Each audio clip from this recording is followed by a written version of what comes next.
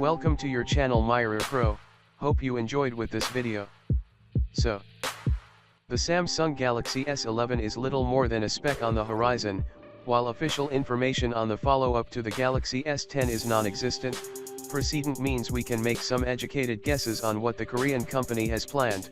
There are also a few things we'd definitely like to see when Samsung announces its next flagship.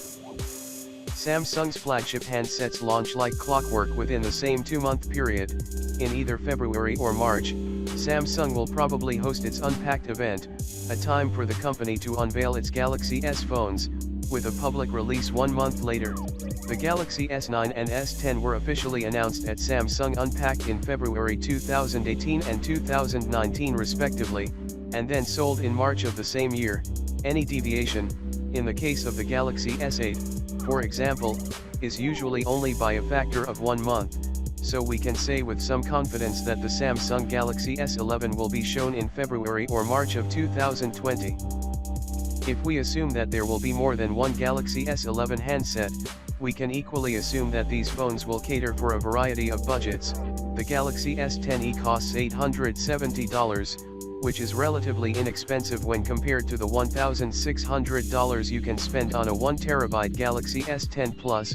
The regular Galaxy S10 sits in the middle, costing $1,000 for the 128GB model.